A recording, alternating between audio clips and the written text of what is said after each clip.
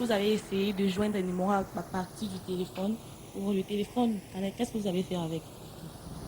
Le téléphone, c'est une pièce à conviction. C'est au niveau de la Légion. Ce n'est plus à notre possession. C'est une pièce à conviction. Bon, c'est eux qui savent ce que peuvent faire avec. Les enquêteurs, enfin, Oui. vont l'exploiter à toute fin utile. Alors, et vous, Hélène, quel est votre vœu le plus cher aujourd'hui? Qu'est-ce que vous souhaitez? Qu'est-ce que vous... Mon vœu le plus cher, c'est de trouver mon enfant. C'est de trouver mon enfant, mon petit enfant, que j'ai souffert pour l'accoucher. Je supplie à toute personne, à tout don volontaire, de trouver cette femme qui a mon bébé, qui le dit à ce numéro que vous voyez à la télé là.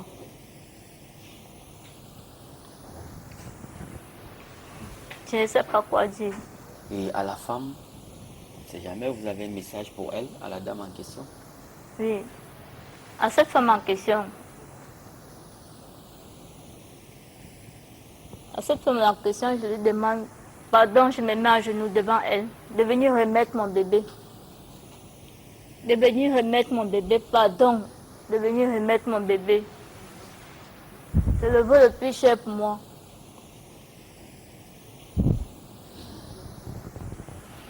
Ok, bien, c'est donc l'histoire de Hélène et Jonas, un jeune couple aujourd'hui dépourvu de son bébé, un bébé qui a été volé, je dois le dire ainsi, en plein carrefour à Douala. Le phénomène de vol des bébés n'est pas propre à Yaoundé.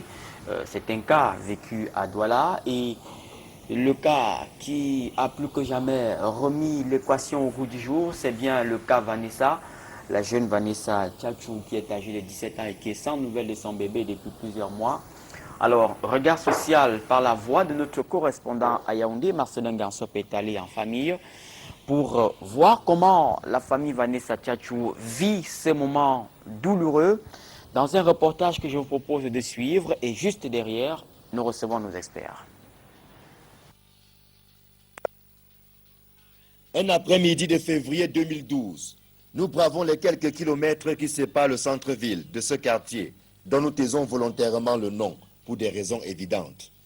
C'est ici que vit depuis de nombreuses années la famille Tchatchou, composée de la mère, d'un tuteur et de 4 enfants, dont voici le dernier né. Je me sens depuis que je vois pas bébé. Mais depuis le 20 août 2011, un vide immense s'est créé. Partie ce jour-là en direction de l'hôpital gynéco-obstétrique et pédiatrique de Yaoundé, où elle devait accoucher, Vanessa Tchatchou, l'aînée de la famille, âgée de 17 ans et demi à l'époque, n'est plus jamais revenue à la maison. Son entrée dans cet hôpital de référence marquait le début d'un feuilleton riche en rebondissements, dont la mère de l'adolescente se souvient des premiers instants où tout a basculé. Je suis arrivée ici à l'hôpital gynéco le samedi 20 août à 5 h avec ma mère. J'ai accouché à 7h43. À 8 h, ils ont dit qu'ils devaient mettre l'enfant dans la couveuse. Ils ont mis l'enfant dans la couveuse.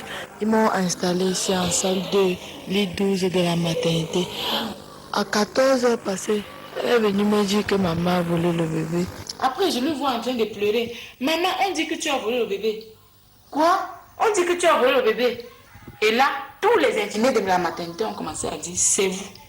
On vous connaît, c'est vous. J'ai demandé à Dieu de me donner la force de ne pas m'écouler. Parce que quand je voyais Vanessa en cet état, je voyais que la fille devait finir là, à l'immédiat. J'étais dépassée. J'ai demandé à une personne si c'est moi qui m'en occupe ou bien c'est l'hôpital. Ils m'ont dit c'est l'hôpital. Après soit 1 heure de temps, le directeur est arrivé. Je me suis écoulée devant le directeur et me suis mis à pleurer. Ces gendarmes me demandaient toujours, où est l'enfant, où est l'enfant? Je leur ai demandé que, mais c'est moi qui vous demande mon enfant ou c'est vous qui me demandez l'enfant? Ça se passe comment? J'ai demandé à cette femme de Demba que, madame, quand vous vous êtes exclamée devant moi pour me dire qu'on a volé un bébé. Vous avez fait presque 1 heure de temps pour publier dans l'hôpital. Est-ce que vous pouvez me dire ce qui se passait entre-temps? Depuis le 20 août 2011 donc, la famille Tchatchou a été amputée de l'un de ses principaux noyaux. Seule marque de la présence de Vanessa depuis lors, ces photos que les autres membres de la famille contemplent chaque jour en se demandant ce qu'ils ont fait pour mériter un tel sort. Et voilà 6 mois que ça dure. 6 mois de bataille pour retrouver un bébé. Le bébé de Vanessa Tchatchou, disparu dans des circonstances troubles. Plaintes et espoirs se sont multipliés. 6 mois après, on attend l'enfant, mais l'enfant ne vient pas. J'essaie de dormir. Chaque jour que la fête a commencé, je dors à l'hôpital avec elle. Nuit et jour. Nuit et jour avec elle. Malgré les tracasseries judiciaires qu'on a vécues, il y a eu la plainte qui a été portée en fou à Ekounou. Mon frère, ça vous mentir, le dossier a été emballé comme ça, là, sans rien. On s'est découragé, on est parti à la grande centre de Fundi, on a une deuxième plainte. Ils m'ont entendu là-bas, ils ont entendu Vanessa sur son lit de l'hôpital. Ils n'ont jamais entendu les gens de l'hôpital jusqu'aujourd'hui. On a vu que le dossier traînait, ça n'avançait pas. J'ai reporté la deuxième plainte au tribunal des grandes instances de Fundi. Qu'on ne nous a même jamais entendus. Ni Vanessa, ni moi, ni les gens de l'hôpital jusqu'aujourd'hui.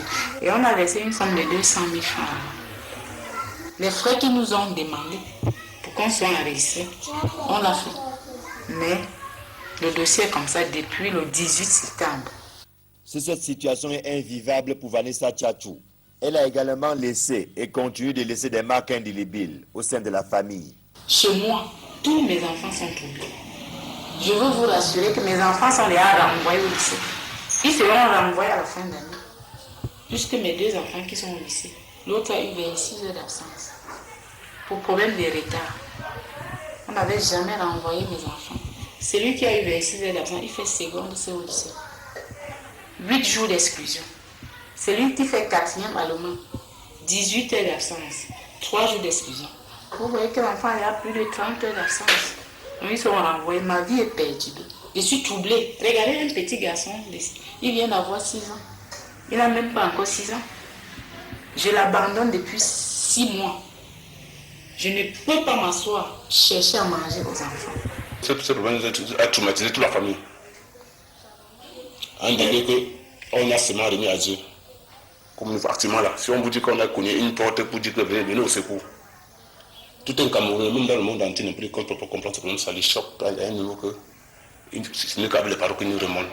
Et ça qui nous fait vivre jusqu'aujourd'hui. Et ce ne sont pas les derniers développements de l'affaire qui vont arranger les choses. Le gouvernement dit avoir mis la main sur les voleurs du bébé de Vanessa, lequel bébé serait mort depuis belle lurette et enterré du côté de Cotin. La reconstitution des faits a d'ailleurs eu lieu la semaine dernière. Un scénario que la famille qualifie de cirque, convaincu plus que jamais que le bébé est bel et bien vivant. Pour partir de la maternité, il y a un blancadier là-bas. Et ils nous ont montré une porte à la maternité, même dans la maternité, que c'est par là où le volet est passé. Qui les a dit ce jour-là que c'est par là que le volet était passé? Une porte. Après, ils nous disent, toujours les infirmiers de là, qu'il n'y a que le directeur et les Chinois qui passent par cette porte-là. J'ai dit, une porte, c'est fermé. C'est fermé avec le cadenas, ce n'est pas une porte ouverte. Si tu es donc étranger dans un hôpital, tu ne sauras pas comment en ouvrant cette porte-ci. Et hier, c'est ce que j'ai raconté qu'ils ont mis en pratique. Puisqu'ils sont entrés dans la salle, elle est entrée dans la salle, dit que oui, je suis entrée dans la salle. J'ai demandé à une femme qui a accouché, qui était sur le premier lit, si elle connaissait là où se trouvait Vanessa. Je sais que mon bébé n'est pas sorti de l'hôpital. Parce qu'il n'y a pas une porte là-bas que tu peux sortir sans présenter les papiers. Dans la maternité. Pour ne pas dire arriver au portail. Et le directeur de l'hôpital n'a pas cherché cet enfant. Il n'a pas cherché cet enfant. Plutôt il nous regardait, il riait. Il se moquait. Il s'est beaucoup moqué de nous, avec ses infirmiers là-bas. Il n'y a que les médecins qui ne se sont pas moqués de nous là-bas. J'ai dit les docteurs. La version de Cotem, je n'aime même pas entendre cela. Ils ont plein des enfants à la mort. Vanessa peut vous compter autant d'enfants, des petits nés. Quand on garde dans la couveuse, après on dit aux parents que l'enfant est mort. Quand cette petite jeune fille n'a pas d'argent, on met le corps à la mort. Donc ils peuvent porter un corps dans leur mort et pas tenter. Je n'ai jamais cru à cette version. Moi j'attends mon bébé vivant. Durant 6 mois, ils n'ont pas pu attraper celui qui a volé. Mais 3 jours seulement, ils nous amènent une voleuse, une voleuse fabriquée. Et puis il n'y a pas ça, une voleuse fabriquée. Parce que cette femme ne connaît même pas là où elle a porté le bébé. On la guide seulement, on ne peut pas faire, il s'est passé la cour, on la guide seulement, elle ne connaît pas là où elle a porté le bébé. Entre les pressions de toutes sortes, dont la soumission de Vanessa Tchatchou à un test forcé d'ADN, la menace permanente de l'expulser de la maternité qu'elle occupe depuis 6 mois et l'incertitude du lendemain, la famille ne désespère pour autant pas. Quand je suis avec les amis comme ça, on essaie de me donner les conseils, quand on cause. Mais quand je suis seule, c'est un autre monde. C'est un autre monde que je vis. Vanessa a fait 10 examens au centre parce que tout était négatif. Ça veut dire que mon bébé était un bébé sain. 10, les résultats sont là au centre Pasteur. Donc c'est un bébé qui n'avait aucune maladie. Tout ce que je veux, c'est qu'on vienne me remettre mon enfant. Et on m'a dit que mon enfant est entre les mains d'une femme magistrate. Donc je la supplie. Je lui dis que par elle vienne me remettre mon enfant. Je suis en train de faire 6 mois ici là. J'ai accouché une fille que je n'ai jamais mis l'œil sur elle. Aujourd'hui, l'affaire du bébé volé de Vanessa Tchatchou a traversé le seul cadre de l'hôpital gynéco-obstétrique et pédiatrique de Yaoundé pour devenir une affaire d'État. Les manifestations de colère et d'indignation viennent de partout, y compris de l'étranger. Hommes politiques, acteurs de la société civile et médias suivent l'affaire au quotidien. Au point où le président de la République a ordonné une nouvelle enquête pour voir clair dans cette histoire. Vanessa Tchatchou, quant à elle, reste intransigeante, comme depuis le début. Elle ne quittera pas l'hôpital gynéco-obstétrique et pédiatrique de Yaoundé sans son bébé. J'appelle tous les Camerounais, la première dame, le président de la République de me venir en aide parce que même ici, je ne suis pas en sécurité. Hier, ils m'ont même tapé, ils m'ont sorti de l'hôpital de force. J'ai encore fait la force, je suis entrée. Je ne sais pas ce qu'aujourd'hui, ils vont encore me faire. Je suis là, j'attends. Les gendarmes viennent me menacent, les infirmières viennent me menacent. Âgée de 18 ans, son courage et sa ténacité ne manquaient pas de forcer le respect. Elle qui comptait sur la naissance de son bébé pour oublier l'interruption brusque de son parcours scolaire. Une affaire à suivre. Voilà, retour donc sur ce plateau, mesdames, messieurs, et merci de rester fidèles, merci de nous suivre dans cette deuxième partie de cette émission qui sera consacrée essentiellement au décryptage de ce phénomène dont vous le voyez bien, qui est devenu véritable équation à plusieurs inconnus. Pour en parler ce soir, nous recevons comme expert Madame Madeleine Affité. Bonsoir. Bonsoir. Et bienvenue sur le plateau de Regard Social. Merci. Alors, c'est un honneur de vous recevoir sur ce plateau. Vous êtes consultante internationale en droit de l'homme. On ne vous a pas beaucoup entendu ces derniers temps, on ne vous a pas beaucoup vu. Où étiez-vous? Non, je suis là. Je pense que j'ai voulu quand même garder un peu silence. Y compris sur des questions aussi brûlantes? Non, si je suis là aujourd'hui, je suis vraiment interpellée en tant que mère. Et puis, bon, dans le cadre de mon travail, je sais que c'est un problème très récurrent, c'est un problème vraiment blessant, c'est un crime d'ailleurs. Ok, bien. Bienvenue sur le plateau de Regard Social. Merci. Alors, juste à vos côtés, il y a El Hadj Ali. Bonsoir. Bonsoir. Et bienvenue sur le plateau de Regard Social. Vous êtes juriste, expert en question d'investigation. C'est un sujet à investigation?